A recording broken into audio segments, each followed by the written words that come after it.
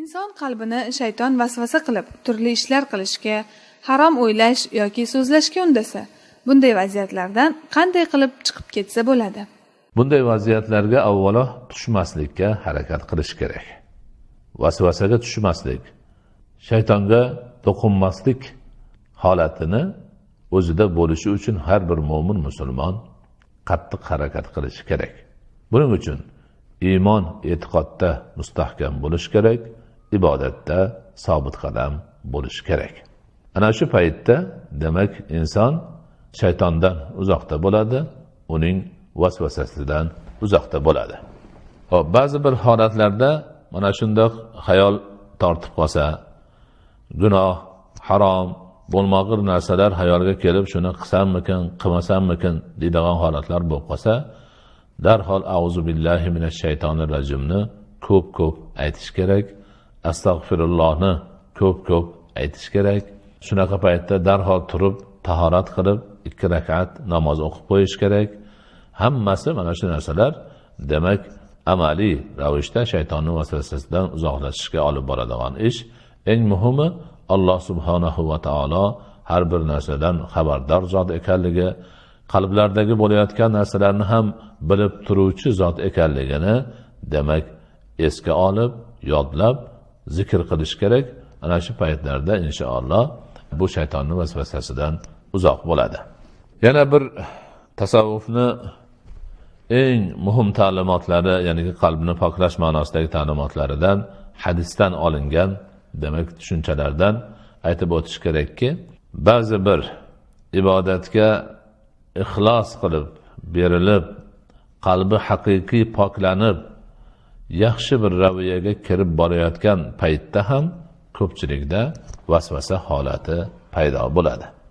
Bunda turlik bo'lmag'ur fikrlar xayoldan o'tadi.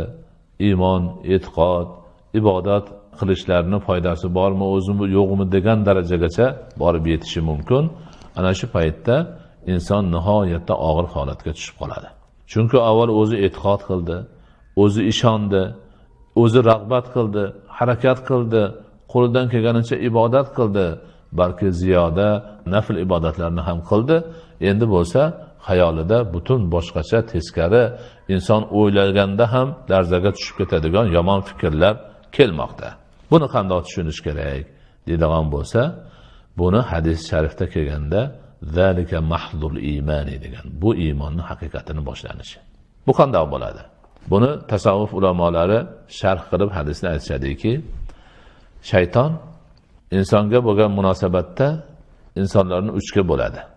Birinchisi shaytonning yo'liga yurgan, kirgan, unga do'st, og'ayni bo'lib qolgan kishilar, qalbi mog'or bosgan, qorayib ketgan kishilar. Ularni vasvasa qilishni keragi ham yo'q, chunki ular o'zi shaytonning izmidagi shaxslar. Ikkinchilar iymon, e'tiqod, ibodat, taqvo bobida ma'lum bir darajaga yetgan, qalblari poklanib bo'lgan, shaytonning vasvasasi mutlaqo ularga ta'sir qilmaydigan darajaga yetib qolgan kishilar. Ular ham shaytonga maydon hisoblanmaydi. Shayton ulardan umidini uzgan. Ularni vasvasa qilib yo'ldan ozdirishiga ko'zi yetmaydi.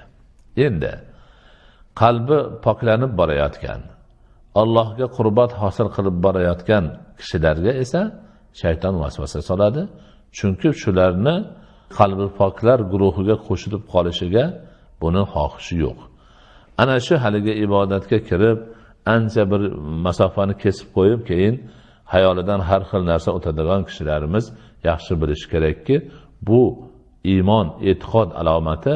Shayton uning izmidan chiqib to'g'ri yo'lga butunlay kirib qolishingizdan demak xavflangandan tipirchilab qolgan payti bo'ladi.